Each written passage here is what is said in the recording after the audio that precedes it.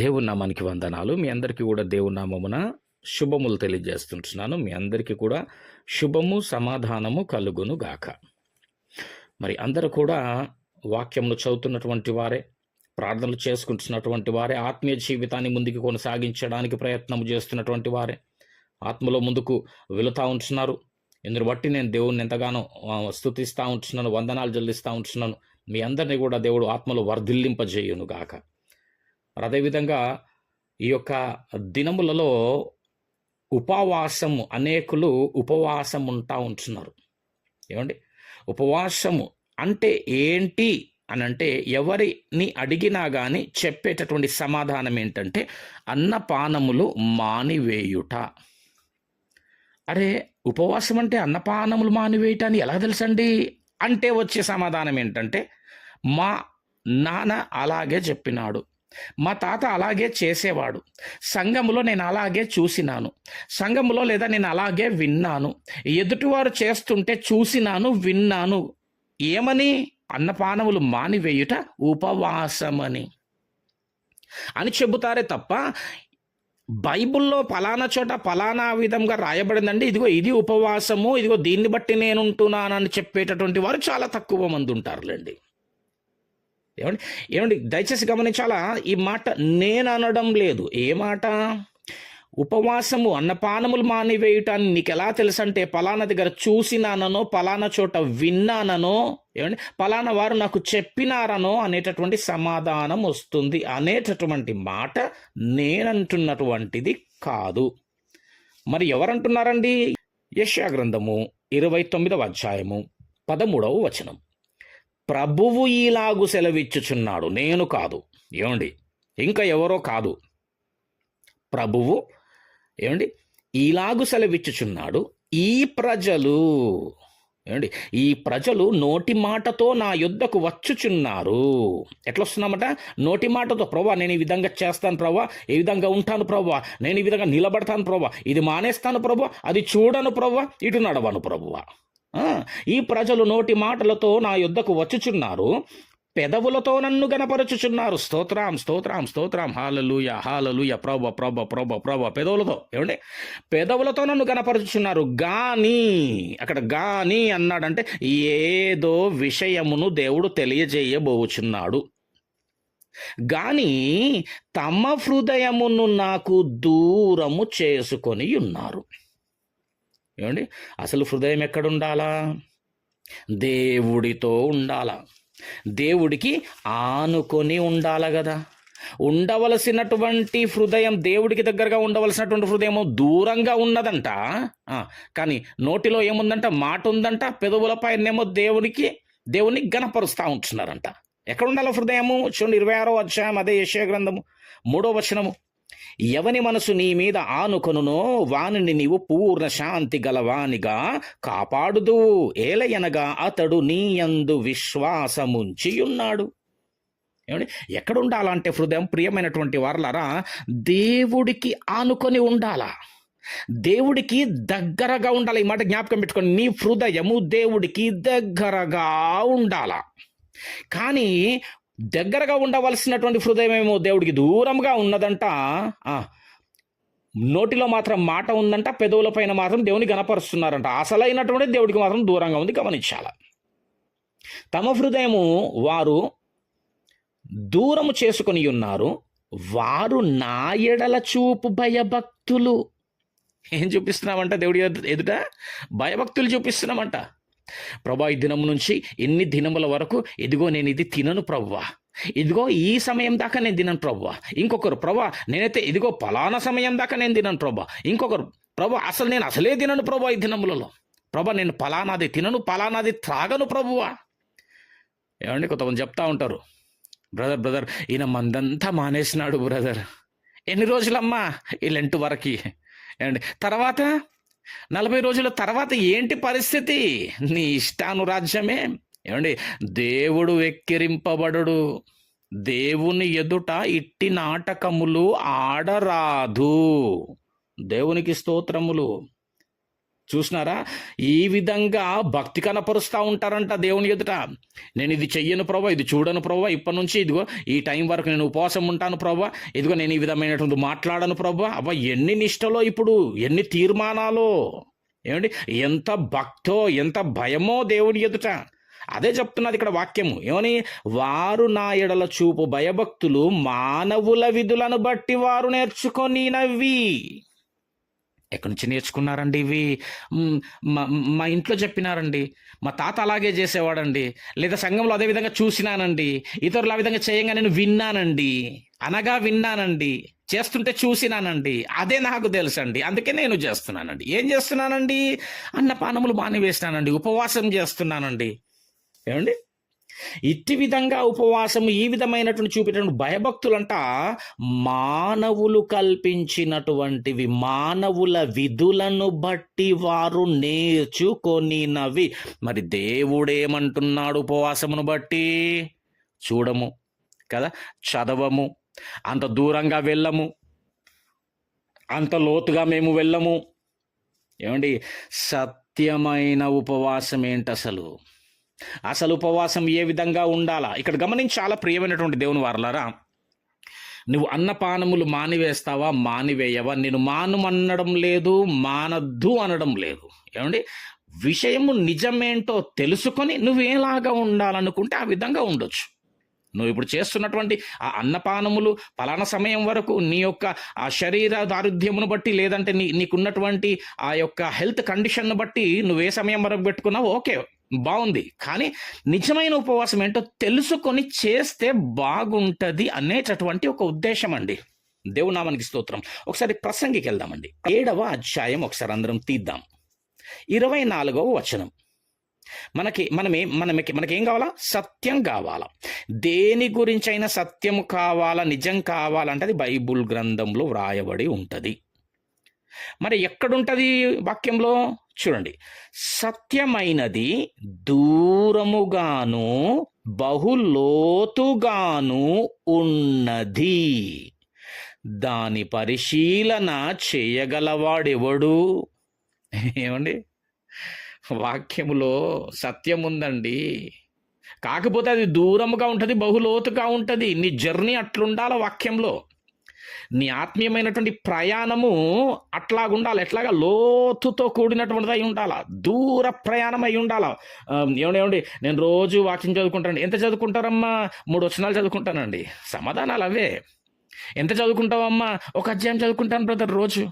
Okay, ప్రార్థన ఎంతసేపు చేసుకుంటావమ్మా? 2 నిమిషాలు చేసుకుంటాను బ్రదర్. ఏమంటే, చెప్పినటువంటి సమాధానాలు చెప్తున్నాను నేను, మనుషులు చెప్పినటువంటి సమాధానాలు, విశ్వాసులు. ఎంతసేపు ప్రార్థన చేసుకుంటావమ్మా? 5 నిమిషాలు చేసుకుంటాను బ్రదర్. అది రోజు, పోనీ 5 నిమిషాలన్నా రోజు చేస్తావా అమ్మ అంటే, బ్రదర్ అప్పుడప్పుడు అండి. ఏమండి, సత్యం ఎలా తెలుస్తుందండి?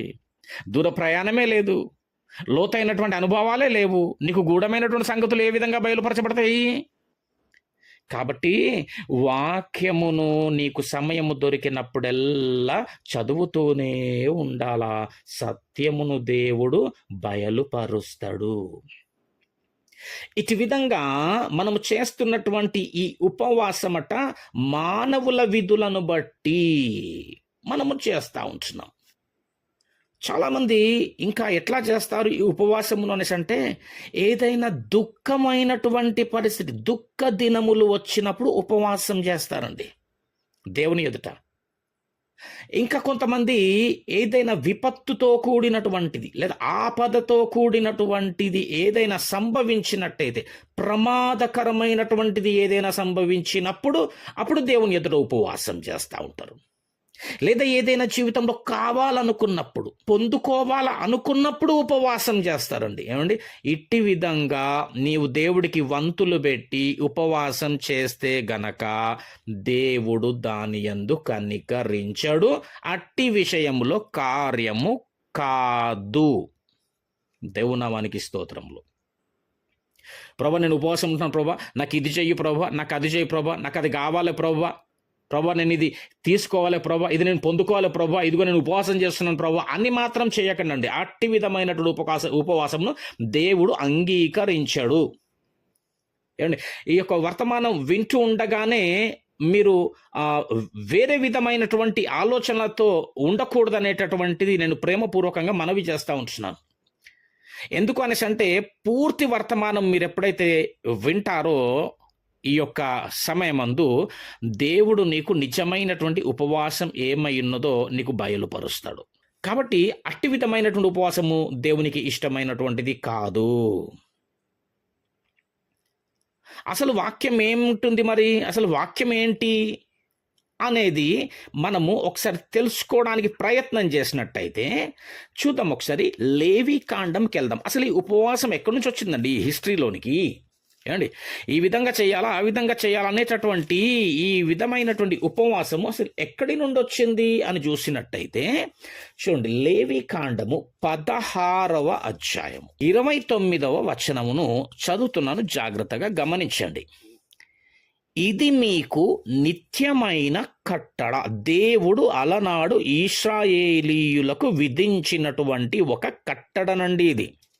చూడండి ఏంటో, ఇది మీకు నిత్యమైన కట్టడ, స్వదేశులు గాని మీ మధ్య నుండి పరదేశులు గాని మీరందరూ 7వ నెల 10వ నాడు ఏ పని అయినను చేయక మిమ్మును మీరు జాగ్రత్తగా మిమ్మును మీరు దుఃఖపరచుకొనవలెను. ఏలయనగా, ఎందుకు దుఃఖపరచుకోవాలంటే మీరు యెహోవా సన్నిధిని మీ సమస్త పాపములను బట్టి, ఏమండి, మీ సమస్త పాపముల నుండి పవిత్రులగునట్లు ఆ దినమున మిమ్ము పవిత్రపరచునట్లు మీ నిమిత్తము ప్రాయశ్చిత్తము చేయబడెను. మీరు పలానా నెల పలానా దినమున ఇదిగో నా సన్నిధానముకు వచ్చి దుఃఖపడండి అని చెప్పినాడు దేవుడు. ఎందుకు దుఃఖపడాలా? దేనికోసం దుఃఖపడాలా? మీలో ఉన్న పాపములను బట్టి నా ఎదుట మీరు దుఃఖపడాలా. అక్కడే 23వ అధ్యాయంకి వెళ్దాం. సంఖ్యాకాండము 23వ అధ్యాయం 26వ వచనం. 26వ వచనం. ఈ 7వ నెల 10వ దినమున, ఏమండి, ఇంతకుముందు 16వ అధ్యాయంలో కూడా నెల డేట్, ఏమండి, జాగ్రత్తగా చూడండి. ఈ 7వ నెల 10వ దినము పాపము నిమిత్తమైన ప్రాయశ్చిత్తార్థ దినము. అందులో మీరు పరిశుద్ధ సంఘముగా కూడవలెను. మిమ్మును మీరు దుఃఖపరచుకొని యెహోవాకు హోమము చేయవలెను.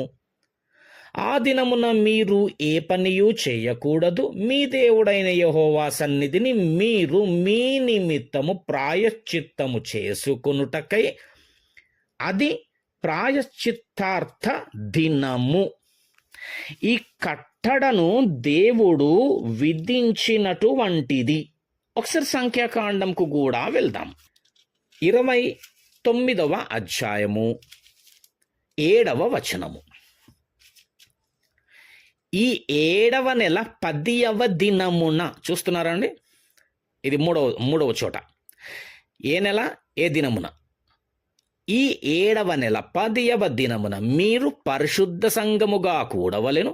అప్పుడు మిమ్మును మీరు దుఃఖపరచుకొనవలెను. ఏ పనియూ చేయకూడదు. ఇట్లాగా చూసినట్టయితే కాలక్రమేణా తర్వాత కాలంలో ఆనాటి యూదుల నుండి ఈనాటి వరకు ఉపవాసమును ప్రకటిస్తూ పాటిస్తూ వచ్చినారు. ఇక ఈ 10వ నెల 7వ దినమున ఏదైతే దేవుడు పాపములను బట్టి నా సన్నిధానమందు నా ఎదుట దుఃఖపడండి అని చెప్పినాడో, ఈ దుఃఖాన్ని కాస్త ఒకరు మరణించినారని దుఃఖపడి చేసినటువంటి ఉపవాసాలు ఉన్నాయి. 1 సమూయేలు 31వ అధ్యాయం 8వ వచనం 13వ వచనంలో గమనించినట్టయితే యాబేష్ గిలాదు వారు సౌలు యొక్క మరణ వార్త విని దుఃఖపడి ఉపవాసము చేసినట్టుగా మనం అక్కడ గమనించవచ్చు.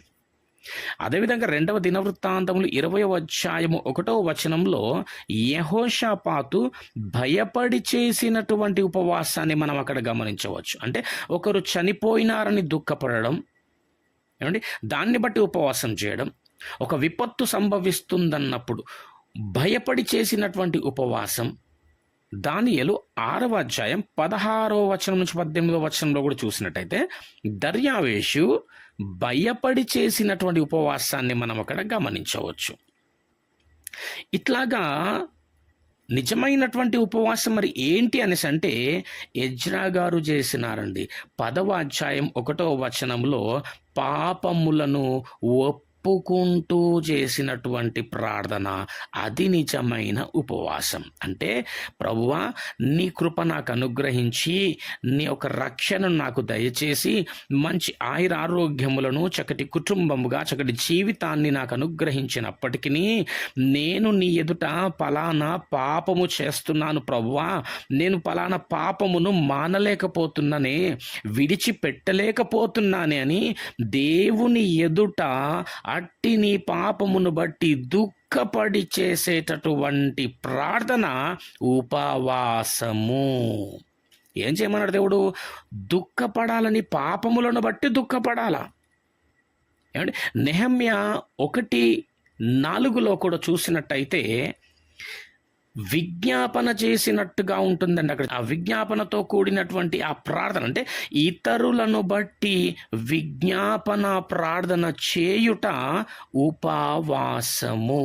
నీవు నీ పాపములను బట్టి దేవుని ఎదుట దుఃఖపడుతూ, పశ్చాత్తాపపడుతూ, ప్రార్థన చేస్తూ, ఏమండి, ఇట్టి విధమైనటువంటి ఉపవాసము దేవునికి అనుకూలమైనటువంటిది. అది నువ్వు తిని చేస్తావా, తినకుండా చేస్తావా, ఏమి తింటూ చేస్తావు, ఏమి తినకుండా చేస్తావు, ఎప్పటి వరకు తిని చేస్తావు, ఎప్పటి వరకు తినకుండా చేస్తావు అనేది అది నీ ఇష్టము. కానీ ప్రాముఖ్యంగా దేవుడికి కావలసింది ఏంటి అనేసి అంటే నీ పాపములు, నువ్వు చేస్తున్న అతిక్రమములను బట్టి దేవుని ఎదుట దుఃఖపడుట ఉపవాసము. ఇతరులను బట్టి విజ్ఞాపన ప్రార్థన చేయుట ఉపవాసము. సౌలు గారి జీవితంలో కూడా ఒక విషయంలో చాలా బాధపడ్డాడండి. ఏంటో తెలుసా? నేను యేసును హింసించినాను, పాపులలో నేను ప్రధానుడను, నన్ను క్షమించినాడు ప్రభువు అనేటటువంటి ఆ విషయమును పౌలు గారు తట్టుకోలేకపోయినారండి. దమస్కుకు వెళ్ళి తిండి మానేసినట్టుగా ఉంది, అక్కడ ఆహారములు మానేసినాడు ఆయన. అయితే ఏమండి, ఏం చేస్తున్నాడు అక్కడ ఆయన? దేవుణ్ణి నేను హింసించినాను, దేవుని ప్రజలను నేను హింసించిన, అయ్యో ప్రభువా అని తన బ్రతుకు కాలం అంతా కూడా దేవుని ఎదుట దుఃఖపడినటువంటి వాడై ఉన్నాడు పౌలు గారు. దేవునికి తన జీవితాన్ని అప్పగించుకొని బ్రతికినటువంటి వాడై ఉన్నాడు పౌలు గారు. అది నిజమైనటువంటి ఉపవాసము. ఇక చూసినట్టయితే యేసు ప్రభువుల వారు కొండపైన 40 దినములు రాత్రులు, పగలు రాత్రులు చేసినటువంటి ఉపవాసాన్ని కూడా మనం అక్కడ గమనించవచ్చు. ఏం చేసినాడు ఆయన కొండపైన అనేసి అంటే తండ్రి చిత్తమును నెరవేర్చుటకు, సాతాను శోధనలను జయించుటకు ఆయన తండ్రితో చేసినటువంటి ఆ సహవాసములో, ఏంటి, జాగ్రత్తగా అర్థం చేసుకోండి, సాతాను శోధనలను జయించడానికి తండ్రితో చేసిన ఆ సహవాసములో అన్నపానములు ఆయనకు జ్ఞాప్తికి రాలే. ఏమండి, అంటే దేవుడితో చేసినటువంటి ఆ సహవాసములో యేసు ప్రభుల వారికి ఆకలి కాలే. కానీ మనము ఉపవాస దినములు పెట్టుకుంటే ఏ సమయం వరకైతే పెట్టుకున్నామో ఆ సమయం ఎప్పుడవుతుందా అని వాచ్ వంకనే ఉంటుందండి దృష్టి అంతా. మనసంతా ఎక్కడుంటుందంటే సమయము పైనే ఉంటుంది. కానీ యేసు ప్రభువుల వారి యొక్క మనస్సు ఎక్కడ ఉండే అనేసి అంటే తండ్రితో ఆనుకొని ఉండేనండి. తన మనసు తండ్రితో ఆనుకొని చేసినటువంటి ఆ సహవాసములో యేసు ప్రభుల వారికి ఆకలి కాలే. ఆ 40 దినములు తర్వాత ఆయన ఆకలి కొనగా. ఏమండి, అసలు వాస్తవానికి ఉపవాసం ఎప్పుడు ఉండాలండి? ఏమండి? ఆ 40 దినములు మాత్రమే ఉపవాసం ఉండాలా? తర్వాత జీవితం ఎట్లాగున్నా పర్వాలేదా? సరే, చేస్తున్నాము ఉపవాసము. ఏ విధంగా చేస్తున్నాము? కేవలము అన్నపానములు మానివేసి అనుకుంటున్నామేంటంటే నా అంతటి వారు లేరని. నేను దేవుడికి ఎంతో ఇష్టమైనటువంటి పని చేస్తున్నానని, దేవుడు నన్ను ఎంతో మెచ్చుతున్నాడని, నచ్చుతున్నాడని, ఇక పరలోక రాజ్యం ఇక నాదేనన్నటువంటి విధముగా కేవలము కడుపు మార్చుకునేటటువంటి ఉపవాసం ఒకవేళ చేస్తున్నావేమో, నువ్వు కడుపు మార్చుకునే ఆ అన్నపానములు మానివేసే ఉపవాసమును చెయ్యమనడం లేదు, చెయ్యొద్దు అనడం లేదు. అది నీ ఇష్టము. కానీ నిజమైనటువంటి ఉపవాసం ఏంటి అనసంటే, దేవుడు నిన్ను రక్షించి తన కృప చొప్పున కాపాడినప్పటికీ ఒకవేళ దేవుని ఎదుట నీకు ఏదైనా నీలోన అతిక్రమము, పాపము ఏదైనా ఉన్నట్టయితే దానిని బట్టి ఆయన ఎదుట, దేవుని ఎదుట దుఃఖపడుతూ ఒప్పుకొని పశ్చాత్తాపపడి ఆ పాపమును విడిచిపెట్టినటువంటి వాడవు దానవైతే అది సరి అయినటువంటి ఉపవాసము. ఏమండి? ఎప్పుడైతే ఇతరులను బట్టి నువ్వు విజ్ఞాపన ప్రార్థన దేవుని ఎదుట భారభరితముగా నువ్వు ఎప్పుడైతే చేస్తావో అది ఉపవాసము. తిని చేస్తావా, తినకుండా చేస్తావా, నీ ఇష్టం. కానీ ఒక విషయం ఏంటి అనేసి అంటే, నువ్వు ఒకవేళ ఆ విధంగా అన్నపానములు మానివేసి చెయ్యాలనే నీ మనస్సు అనుకుంటే తప్పేమీ కాదండి. మీరు చెయ్యండి. మీరు అన్నపానములు మానివేసి చేస్తే నీ శరీరం అనుకూలిస్తుందా? అయితే సంతోషమే. నీ శరీరము హుషారుగా ఉంటుందా? మత్తు రాకుండా ఉంటుందా? నిద్ర పట్టకుండా, ఏమంటే దేవుడితో ఎక్కువసేపు గడిపేటటువంటి అవకాశమే ఒకవేళ నీకుంటుందా? అయితే నీ ఇష్టం. కానీ నీ యొక్క ఆరోగ్య స్థితిని చూసుకొని చేసినట్టయితే చాలా మంచిది. నీ ఆరోగ్య స్థితి ఎట్లా ఉంది, నీ శరీర దారుఢ్యం ఎట్లా ఉందో దానిని గమనించి నువ్వు ఎప్పటి వరకు ఉండగలవో అప్పటి వరకు మాత్రమే నువ్వు సమయము పెట్టుకొని ఆ సమయమందు దేవుడికి దగ్గరగా సహవాసము చేసేటటువంటి దానవై ఉన్నట్టయితే దేవుడు నిన్ను దీవిస్తాడు. ఏంటండి అసలు ఉపవాసం అంటే? దగ్గరగా, వాసం అంటే సహవాసము. దేవుడికి దగ్గరగా చేసేటటువంటి సహవాసమే ఉపవాసము. ఇప్పుడు ఆలోచిద్దాం. అయితే మరి మనము ఎప్పుడెప్పుడు ఉపవాసం ఉండాలన్నమాట? నీ బతుకు కాలమంతా కూడా ఉపవాసము ఉండబద్ధుడవై ఉన్నావు, ఉపవాసముండబద్ధురాలవై ఉన్నావు. దేవునికి స్తోత్రములు. గనుక ప్రియమైనటువంటి వారలారా, నిన్ను ఒకసారి పరీక్షించుకొని నీ యొక్క ఆత్మీయ స్థితి ఏ విధంగా ఉంది, లోకములో ప్రవర్తన ఏ విధంగా ఉంది, నీ క్రియలు ఏ విధంగా ఉన్నాయి, నీ మాట తీరు, నీ మనసు, నీ ఆలోచన ఏ విధముగా ఉన్నదో ఒకసారి జ్ఞాపకం చేసుకొని ఒకవేళ దేవునికి విరుద్ధమైనది ఏదైనా ఉంటే దేవుని ఎదుట పశ్చాత్తాపపడి దుఃఖపడి దాన్ని విడిచిపెట్టు. అది దేవునికి ఇష్టమైన ఉపవాసము. ఏమండి? ఆకలి దప్పుల చేత అలమటిస్తున్నటువంటి వారి కొరకు, ఆ రోగము చేత బాధపడుతున్నటువంటి వారి కొరకు, అనేకమైనటువంటి ఇబ్బందుల్లో ఉన్నటువంటి వారి కొరకు, రక్షణ లేనటువంటి వారి కొరకు, అండి వారి కొరకు ఒకవేళ నువ్వు విజ్ఞాపన ప్రార్థన చేసేటటువంటి పరిస్థితి గనక నీ జీవితంలో ఉంటే అది నిజమైన ఉపవాసము. మీరు చేయు ఉపవాసమును బట్టి మీ ఆత్మ దినము వర్ధిల్లును గాక. దేవుడు మిమ్మును దీవించి ఆశీర్వదించును గాక. ఆమెన్.